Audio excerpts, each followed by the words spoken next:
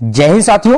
तो साथियों आपका सी टेट का जो एग्जाम आज यानी कि 17 जनवरी को हुआ है, तो उसमें मैथ में जो प्रश्न पूछे गए हैं पूरे 15 के 15 प्रश्न आज की क्लास में हम सोल्व करेंगे। तो सभी साथी अंत तक हमारे साथ बने रहें और जिन साथियों को इन क्वेश्चंस की पीडीएफ चाहिए वो हमारा टेलीग्राम चैनल ज्वाइन कर लें, उसका लिंक आपको नीचे डिस्क्रिप्शन में मिल जाएगा। और जिन साथियों ने अभी तक हमारे चैनल को सब्सक्राइब नहीं किया वो सभी साथी चैनल को सब्सक्राइब कर लें। तो शुरू करते हैं आज की क्लास और देखते हैं अपना पहला प्रश्न। हमारा पहला प्रश्न है जो आपके आज एग्जाम में पूछा गया है, 1 + 3 = 4, 3 + 6 = 9, 6 + 10 = 16। तो इस तरीके से जो सीरीज बन रही है, अगला स्टेप क्या आना है ये हमें बताना है। ऑप्शंस आपके सामने दे रखे हैं तो सोल्व करेंगे इसको। देखो पहले में क्या हो रहा है, 1 + 3 = हो रहा है 4, दूसरा है 3 + 6 = 9 हो रहा है और तीसरे में है 6 + 10 = 16। तो आपको यहां पर एक बात कॉमन दिखाई दे रही होगी। देखो जो इसका लास्ट पद है 3, ये हमने शुरू में ले लिया है, इसका जो लास्ट पद है 6 ये हमने शुरू में ले लिया अगले वाले स्टेप में। इस तरीके को देखते हुए जो हमारा अगला स्टेप बनेगा तो 10 उसमें शुरू में लिया जाएगा, ये कंफर्म है। 10 शुरू में आ गया। अब अगला स्टेप क्या आएगा, अब अगले स्टेप में बात करें तो यहां पर देखेंगे कि 3 और 6 के बीच कितना अंतर है, 3 का अंतर है। अगर 3 में 3 जोड़ दे तो हमारा 6 आ जाएगा और आगे इसमें अगर हम 4 जोड़ दें तो हमारा 10 आ जाएगा। तो इस बार हमें क्या जोड़ना है, इस बार जोड़ना है हमें इसमें 5, तो हमारा आ जाएगा 15। यानी कि हमारा जो अगला स्टेप बनेगा 10 + 15 = 25 बनेगा। तो एक तरीका तो ये हो गया, ऑप्शन नंबर 2 इस प्रश्न के लिए सही आंसर होगा, 10 + 15 = 25। अब दूसरा तरीका क्या है, तो यहां पर आपको जो दिखाई दे रहा है 4 है, यहां पर 9 है और यहां पर 16 है। तो ये किसी ना किसी संख्या के वर्ग हैं, जैसे ये 2 का वर्ग है, ये 3 का वर्ग है, ये 4 का वर्ग है। तो अगली वाली संख्या क्या आएगी, अगली वाली संख्या आएगी 5 का वर्ग, यानी कि 25 आना है। तो ऑप्शन नंबर 2 इस प्रश्न के लिए सही आंसर हो जाएगा दोनों तरीकों से।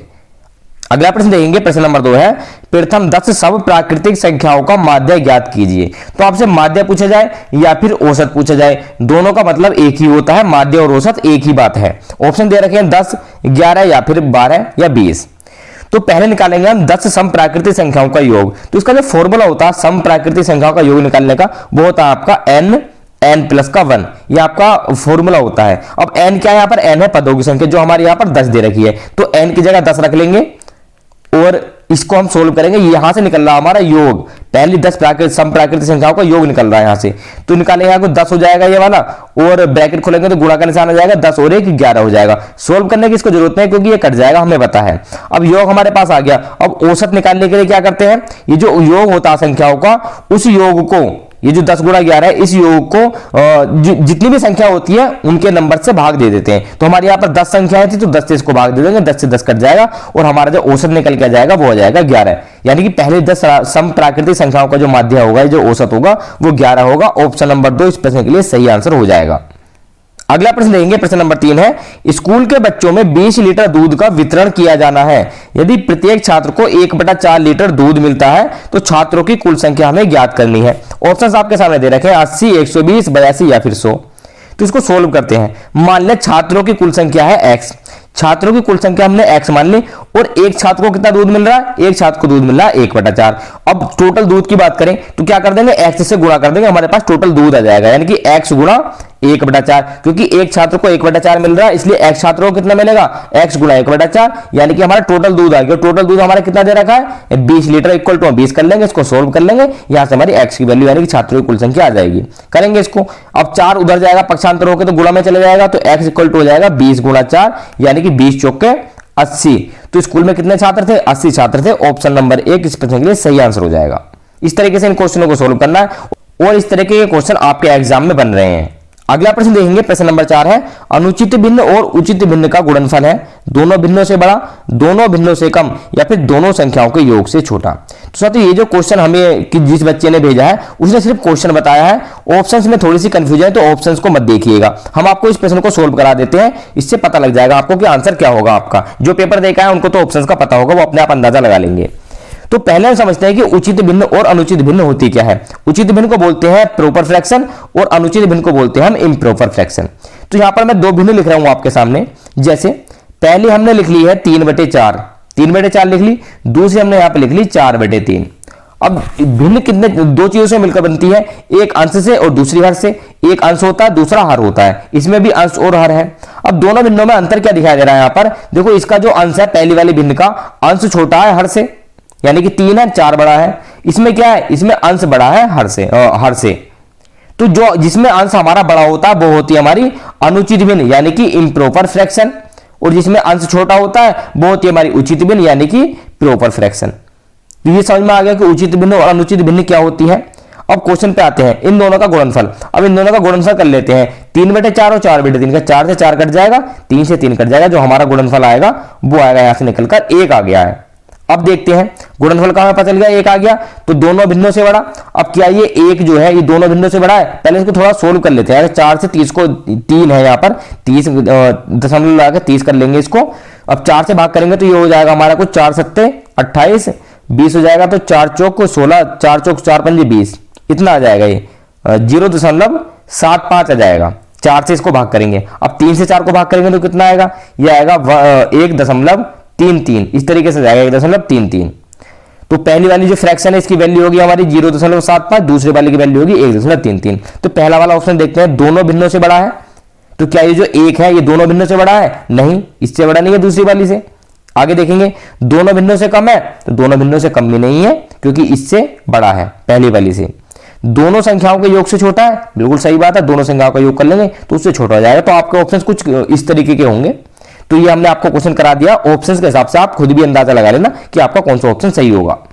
अगला प्रश्न देखेंगे, 4 अंकों की सबसे छोटी और सबसे बड़ी संख्या का योग क्या होगा?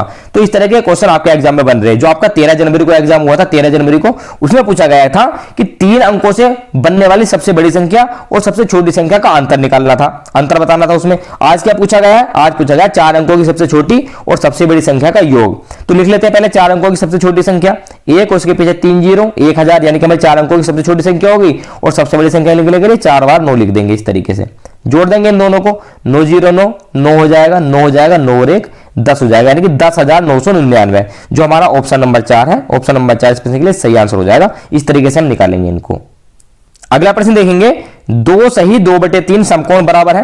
ये जो 2 सही 2/3 लिखा हुआ है इस तरीके से लिखा जाएगा, कुछ 2 सही 2/3 इस तरीके से लिखा जाएगा। तो 2 सही 2/3 समकोण किसके बराबर होगा? इस तरीके का भी आपके एग्जाम में जो दूसरा प्रश्न बन रहा है आपका, शायद 12 जनवरी को जो एग्जाम हुआ था उस एग्जाम में इस तरीके का क्वेश्चन पूछा गया था। तो देखेंगे इसको, 2 सही 2/3 समकोण किसके बराबर होगा? इसको सोल्व कर लेते हैं। मिक्स फ्रैक्शन दे रखी है, इन दोनों की गुणा करेंगे और ऊपर वाला जोड़ देंगे। तो 3 दूनी 6 और 2 8, ये हो जाएगा हमारा 8/3। और समकोण की वैल्यू होती है 90 डिग्री। 3 से इसको भाग करेंगे, 3 3 9 30 डिग्री आ जाएगा, और 8 से इसकी गुणा कर देंगे तो 8 3 24, यानी कि 240 डिग्री आ जाएगा, 240 डिग्री के बराबर होगा। तो ऑप्शन नंबर 2 इस प्रश्न के लिए सही आंसर हो जाएगा। अगला प्रश्न देखेंगे, प्रश्न नंबर 7, ये रहा आपके सामने।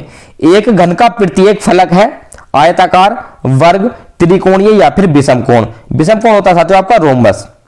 तो एक घन का प्रत्येक फलक, फलक का मतलब होता है फेस। घन की फेस क्या होगी? पहले हम एक घन बना लेते हैं, इस तरीके से हमने एक घन बना लिया यहां पर।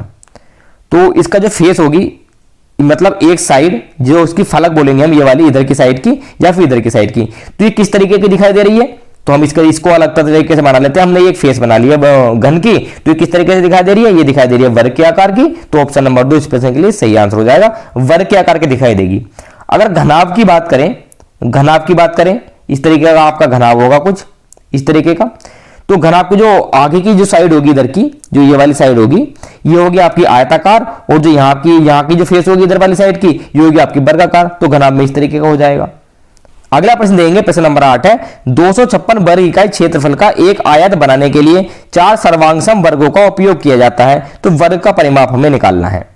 तो दे क्या रखा है इसमें दे रखा है, अगर हम एक आयत बनाएं तो उसका जो क्षेत्रफल दे रखा है वो 256 वर्ग इकाई दे रखा है। तो पहले हम एक आयत ही बना लेते हैं, यहां पर एक आयत बना लेंगे इस तरीके से। यहां पर यह आयत बना लिया हमने। आगे क्या दे रखा है कि इसको बनाने के लिए 4 सर्वांगसम वर्गों का उपयोग किया जाता है। सर्वांगसम का मतलब होता है कि चारों के चारों वर्ग हूबहू एक जैसे होने चाहिए। अब यानी कि इस आयत में कितने स्क्वायर बनेंगे? 4 बनेंगे। हमने बना लिया इस तरीके से। देखने में ये वाला आयत लग रहा है, लेकिन ये वर्ग होगा। आप स्केल से बनाएंगे तो 1 2 3 और 4 वर्ग हो जाएंगे। देखने में भले आयत लगे, लेकिन ये चारों के चारों क्या है? ये वर्ग है। आप स्केल से बनाएंगे तो वर्ग के हिसाब से बनाना, वर्ग बन जाएंगे ये। अब क्या दे रखा है कि इस आयत का क्षेत्रफल दे रखा है। इस आयत का क्षेत्रफल दे रखा है 256 वर्ग इकाई। अब जब इस आयत का पूरे का क्षेत्रफल 256 है, तो इन चारों वर्गों का क्षेत्रफल भी तो 256 होगा। इन चारों वर्गों का क्षेत्रफल भी कितना होगा? 256 होगा, क्योंकि इस आयत के अंदर 4 वर्ग बन रहे हैं। अब 4 से भाग कर देंगे तो एक वर्ग का क्षेत्रफल आ जाएगा। 4 से भाग करेंगे कितना हो जाएगा? 4 छक्के 24 और 16 हो जाएगा। यहाँ पर 4 चौका 16, 64 वर्ग इकाई आ गया। तो एक वर्ग का क्षेत्रफल कितना आ गया? हम यहाँ पे वर्ग बना लेंगे एक, तो इसका ये क्षेत्रफल आ गया हमारा 64 वर्ग इकाई। अब इसकी भुजा निकाल लेंगे, ए स्क्वायर बराबर 64, तो ए इक्वल टू कितना हो जाएगा 8 वर्ग इकाई हो जाएगी इसकी भुजा, एक वर्ग की भुजा। 8 यहां पर होगी, 8 यहां पर, 8 यहां पर और 8 यहां पर। अब इसका परिमाप निकाल देंगे, परिमाप निकालने में क्या करेंगे, चारों भुजाओं को जोड़ देंगे तो 8 चौके 32 आ जाएगा, यानी कि एक वर्ग का परिमाप कितना आ गया 32 वर्ग इकाई आ गया। ऑप्शन नंबर 2 आपके लिए सही आंसर हो जाएगा। तो इस तरीके से इस क्वेश्चन को करेंगे हम। अगला प्रश्न देखेंगे, प्रश्न नंबर 9, ये रहा आपके सामने। 1 से 50 तक अभाज्य युग्म की संख्या ज्ञात कीजिए। तो ये वाला क्वेश्चन भी रिपीट हुआ है जो आपका 13 जनवरी का एग्जाम हुआ था, उसमें पूछा गया था कि 51 से 100 तक कितने अभाज्य युग्म आते हैं, और आज पूछा गया 1 से 50 तक अभाज्य युग्म की संख्या। तो करेंगे इसको भी सोल्व। 1 से 50 तक अभाज्य युग्म कितने आते हैं, तो जिसने वो 13 जनवरी वाली वीडियो नहीं देखी है उसको मैं बता दूं दोबारा। अभाज्य युग्म वो युग्म होते हैं कि अभाज्य संख्याएं, ऐसी अभाज्य संख्याएं दो जिनका दोनों का अंतर 2 आए, उसको बोलेंगे अभाज्य युग्म। समझ लेते हैं पहले। 3 और 5 दोनों अभाज्य संख्या है और दोनों का अंतर कितना है, दोनों का अंतर 2 है। 5 में 3 घटाएंगे तो 2 आएगा, इसको बोलेंगे अभाज्य युग्म। दूसरा हमारा हो जाएगा 5 7, 5 7 के बाद हो जाएगा हमारा 11 13, 11 13 हो जाएगा। इसके बाद बात करें तो 11 13 के बाद आएगा हमारा 17 19, 17 19 हो जाएगा। अभाज्य है ना, 17 19 अभाज्य है। इसके बाद बात करेंगे हम 21 नहीं होगा, 21 के बाद 23 25 नहीं होगा, 23 25 के बाद करें तो 27 29 नहीं होगा। 27 29 की बात करें तो हमारी अभाज्य संख्या हो जाएगी 31 29 और 31, 29 और 31 हो जाएगी। ये 29 31 मिल गया। और आगे देखेंगे हम तो हमारी हो जाएगी 41 और 43, 41 और 43, और आगे कोई नहीं होगी। तो हमारी टोटल 6 अभाज्य युग्म आ गए, 3 5 5 7 11 13 17 19 29 और 31 41 और 43। हाँ, ये 6 आ गए हमारे पास। तो ऑप्शन नंबर 2 6 इस प्रश्न के लिए सही आंसर हो जाएगा। अगला प्रश्न देखेंगे, बिना दोहराए 0 3 5 का प्रयोग करके 3 अंकों की कितनी संख्याएं बनाई जा सकती हैं। तो जो आपका 13 जनवरी का एग्जाम हुआ था उसमें भी इस तरीके का क्वेश्चन आया था। तो क्वेश्चन आपके रिपीट हो रहे हैं, बस थोड़ा सा तरीका बदल दिया जाता है पूछने का। ऑप्शन दे रखे हैं 4 5 6 या फिर 7। तो बनाते हैं संख्या 3 अंकों की। पहले 5 को ले लेते हैं, 5 3 0, एक संख्या ये होगी हमारी। दूसरी में 3 को पीछे पहुंचा देंगे, 0 बीच में ले लेंगे, ये बन गई। अब इससे अलग तो कोई नहीं बनेगी, 3 को शुरू में ले लेंगे, 3 शुरू में ले लिया तो 3 0 5 हो गया, और एक हो गया हमारी 3 5 0। अगर हम 0 शुरू में ले 0 3 5 बनाए या फिर 0 5 3 बनाए, ये तो 3 अंकों की संख्या नहीं है, 3 अंकों की संख्या नहीं है, क्योंकि 0 आगे आने से 2 अंकों की संख्या रह गई, तो ये दोनों हमारी नहीं बनेंगी। तो हमारी कुल 4 संख्याएं बन जाएंगी। तो ऑप्शन नंबर 1 इस प्रश्न के लिए सही आंसर होगा। अगला प्रश्न देखेंगे, प्रश्न नंबर 11, ये रहा आपकी स्क्रीन पर। एक स्कूल में क्लास 10:10 पर शुरू होती है और लंच ब्रेक आपका 12:55 पर होता है। तो दोपहर के भोजन तक कक्षाओं की अवधि ज्ञात करनी है कि कक्षाएं कितने टाइम तक चली। तो इस तरह के क्वेश्चन भी आपके हर एक शिफ्ट में देखने के लिए मिल रहे हैं। तो इस वाले क्वेश्चन को जरा पक्का कर लें, आपको देखने के लिए जरूर मिलेगा आपके आने वाले एग्जाम में भी। तो हमारी जो क्लास स्टार्ट हो रही है वो हो रही है हमारी 10:10 पर। अब 10:10 से आगे अगर हम चलें तो 12:10 होते हैं। इन दोनों के बीच कितना अंतर आ गया, इन दोनों के बीच हमारा अंतर आ गया 2 घंटे का, 2 घंटे का अंतर आ गया इसके इन दोनों के बीच। अब आगे देखेंगे 12:55 तक हमारी जो लंच ब्रेक होगा 12:55 पर, 12:55 लिख लें यहाँ पर। अब 12:10 तक 12:10 से 12:55 तक कितना टाइम हो गया, ये हमारा हो गया 45 मिनट। 45 मिनट हो गया यहाँ पर। तो टोटल टाइम कितना हो गया, 2 घंटे 45 मिनट हो गए, यानी कि हमारा ऑप्शन नंबर 2 घंटे 45 मिनट ऑप्शन नंबर 2 इस प्रश्न के लिए सही आंसर हो जाएगा। तो इस तरीके से भी आप इन क्वेश्चन को कर सकते हैं, थोड़ा सा दिमाग लगाना है। अगला प्रश्न देखेंगे, प्रश्न नंबर 12, एक बिंदु से होकर कितनी रेखाएं खींची जा सकती हैं। तो इस तरह के भी क्वेश्चन आपके रिपीट हो रहे हैं। पहले पूछा गया था कि अगर बिंदु सररेखीय है तो इनसे कितनी लाइन खींची जा सकती है। अगर बिंदु सररेखीय होती है 3 बिंदु तो इनसे एक ही लाइन खींची जा सकती है। अब यहां बोला गया सिर्फ कि एक बिंदु से होकर कितनी रेखाएं खींची जा सकती है, तो हमने एक बिंदु लगा लिया, लाइन खींच के देख लेते हैं। एक इधर को खींच दी, ये खींच दी, इस तरीके से खींचते रहो यहाँ पर जितनी लाइन खींच रही है। तो इसका मतलब कितना आ जाएगा, इनफाइनाइट आ जाएगा, यानी कि अनंत। ऑप्शन नंबर 4 इस प्रश्न के लिए सही आंसर हो जाएगा। अगला प्रश्न देखेंगे, प्रश्न नंबर 13 जो आपके एग्जाम में पूछा गया है, निम्नलिखित में से किस अंक का उच्चतम स्थानीय मान या अंकित मान है। तो जिसने क्वेश्चन भेजा है, क्वेश्चन में थोड़ा सा कंफ्यूजन है, स्थानीय मान पूछा या अंकित मान पूछा, इस बात का नहीं पता। तो दोनों को कर लेते हैं कि निम्नलिखित जो संख्या दे रखी है इस संख्या में किस अंक का उच्चतम स्थानीय मान है या फिर उच्चतम अंकित मान है। तो उच्चतम स्थानीय मान की बात करें तो होगा 1 का स्थानीय मान होगा, वो स्थानीय मान होगा हमारा 1 के पीछे 4 0 लगा देंगे, 2 3 4, यानी कि हमारा जाएगा 10,000। तो ऑप्शन कौन सा सही होगा, 10,000 7 7,000 1 में से बताओ। तो इसका जो ऑप्शन सही होगा वो हमारा एक सही होगा। गलती से 10,000 सही मत कर देना, क्योंकि 10,000 तो स्थानीय मान है। इसमें पूछा किस अंक का स्थानीय मान उच्च होगा, तो वो अंक है 1, ना कि स्थानीय मान। अगर स्थानीय मान पूछता कि कौन सा स्थानीय मान ज्यादा है तो 10,000 हो जाता। ये पूछा है किस अंक का, तो हमारा आंसर होगा ऑप्शन नंबर 4 1 का। चलो ये तो होगी स्थानीय मान की बात। अगर बात करें अंकित मान की कि किसका अंकित मान ज्यादा है, तो अंकित मान वो होता है जो भी उस संख्या का मान होता है। तो इनमें जो 1 0 4 6 7 इसका 1 होगा, इसका 0, इसका 4, इसका 6, इसका 7, तो किसका अंकित मान ज्यादा हो गया, 7 का अंकित मान 7 ज्यादा हो गया। तो ऑप्शन नंबर 2 इसके लिए सही आंसर होगा अंकित मान के हिसाब से। तो दोनों तरीके से ये क्वेश्चन आपको बता दिए हमने। अगला प्रश्न देखेंगे, मिलान चिन्हों का उपयोग करके संख्या 9 को कैसे निरूपित करें। तो इसको ऑप्शन हमारे पास नहीं है, क्वेश्चन को करते हैं इसको। तो मिलान चिन्ह का मतलब होता है टैली। और टैली वाले आपने जब छोटी क्लासों की जो किताबें हैं उनमें देखा हो क्वेश्चन, तो आपको समझ में आ जाएगा टैली चिन्ह क्या होता है। इस तरीके से डंडे खींचते हैं, कुछ आया ध्यान, इस तरीके से डंडे खींचते हैं, ये होता है हमारा टैली चिन्ह। तो 4 डंडे तो हम सीधे खींचते हैं इसमें, और 5 में के लिए तिरछे डंडे से इनको काट देते हैं, ये हो गया हमारे 5 डंडे। और फिर अगेन इस तरीके से करते रहते हैं, 4 डंडे और खींच लो यहाँ पर, तो हमारी ये 9 संख्या बन गई। 4 डंडे यहाँ पर सीधे और एक तिरछे डंडे इनको काटता हुआ, और 4 ये हो गया हमारा 9। अगर बात करें 12 होता मान लो यहाँ पर, तो 9 को तो इस तरीके से लिखेंगे, ऑप्शन में जो अगर ये दे रखा होगा तो ये हमारा सही हो जाएगा। अच्छा 12 के लिए करते हैं, 12 कैसे बनेगा, 4 डंडे खींचेंगे, 4 से फालतू नहीं खींचेंगे इधर को, और 5 में डंडा तिरछा खींचेगा। फिर आगे से स्टार्ट कर देंगे इस तरीके से, 4 खींचे फिर काट दिया, 5 और 5 10 हो गए, और 2 खींच दिए 12। तो इस तरीके से हम खींचते रहेंगे और कोई भी संख्या की टैली हम बना सकते हैं। अगला प्रश्न देखेंगे, एक स्कूटर पहले महीने में 67 किलोमीटर 8 हेक्टोमीटर और 4 डेकामीटर चलता है, दूसरे महीने में 48 किलोमीटर 8 डेकामीटर और 7 मीटर चलता है। तो इन 2 महीनों के बीच का अंतर हमें ज्ञात करना है। तो कुछ नहीं है, इसमें जो अलग अलग यूनिट दे रखी हैं इनको पहले सेम एक यूनिट में कर लेंगे, तब हम आसानी से इसको घटा सकते हैं। तो सबसे कम यूनिट क्या दे रखी है, सबसे जो छोटी यूनिट है वो हमारी 7 मीटर, यानी कि मीटर यूनिट सबसे छोटी है। तो ऊपर वाले को मीटर में चेंज कर लेंगे, नीचे वाले को मीटर में चेंज कर लेंगे, बाद में इनको घटा देंगे आपस में। तो पहले ऊपर वाले को चेंज करते हैं मीटर में। देखेंगे 67 किलोमीटर, 1 किलोमीटर में 1000 मीटर होते हैं, तो 67 में कितना हो गया, 67 में हो गया हमारा 67,000 मीटर।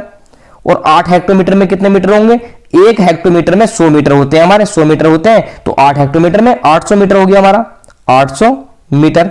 और 4 डेकामीटर, 1 डेकामीटर में 10 मीटर होते हैं, तो 4 में कितना हो गया, 4 में हो गए 40 मीटर। जोड़ लेंगे इन सबको, जोड़ेंगे यहाँ पर आ जाएगा हमारा 67, इधर से जोड़ते हैं 4 0 4 8, यानी कि 67,840 मीटर आएगा इनको जोड़कर। अब सेम इनको चेंज कर लेंगे इस तरीके से, यहाँ पर हो जाएगा हमारा 48,000। और 8 डेकामीटर, यहाँ पर हेक्टोमीटर नहीं है, 8 डेकामीटर है, तो 1 डेकामीटर में 10 मीटर, 8 में 80 हो जाएगा। और मीटर को हमें चेंज करने की जरूरत नहीं, क्योंकि मीटर को तो हम मीटर में खुद ही मीटर में चेंज कर रहे हैं सभी को, तो मीटर का ऐसा कैसे लिख देंगे 7 मीटर। जोड़ेंगे इनको, 7 यहाँ पर आ जाएगा, 8 यहाँ पर होगा, 0 8 और 4, यानी कि आ जाएगा हमारा 48,087। तो जो ज्यादा है 67 वाला, इसमें से इसको घटा देंगे, देखेंगे 67 840, 67,840 में से घटाना हमें 48,087 को, 48,087 को घटाएंगे, इधर से दहाई ले लेंगे, 10 हो जाएगा, 10 में से 8 गए 3, यहाँ बचेगा 3, 13 हो जाएगा, 13 में से 8 गया 5, यहाँ बचेगा 7, 7 का 7 लिख लिया, 17 हो जाएगा, 17 में से 8 घटाएंगे तो हमारा बचेगा 9, 17 में से 8 घटाएंगे 9 8 17 7 9 बचेगा, यहाँ बचेगा 5, 5 में 4 घटाएंगे तो 1 बचेगा, यानी कि ये हमारा हो गया 19,753 मीटर। 19 किलोमीटर 7 हेक्टोमीटर, और यहाँ पर 5 जाएगा हमारा डेकामीटर, और लास्ट में जो लास्ट वाला बचेगा 4, ये आ जाएगा 4 मीटर। तो इस तरीके से जो भी हमारे ऑप्शन में था वो ऑप्शन सही हो जाएगा, हमने आपको बता दिया है। तो ये थे साथियों हमारे 15 प्रश्न जो आपके 17 जनवरी के एग्जाम में पूछे गए हैं। तो जो भी साथी अंत तक हमारे साथ बने रहे हैं उनका बहुत बहुत धन्यवाद। अगर आपको ये एनालिसिस पसंद आया हो तो वीडियो को लाइक जरूर करें, वीडियो को बिना लाइक करे ना जाए। और हम आपसे मिलते हैं अगली क्लास में। जय हिंद।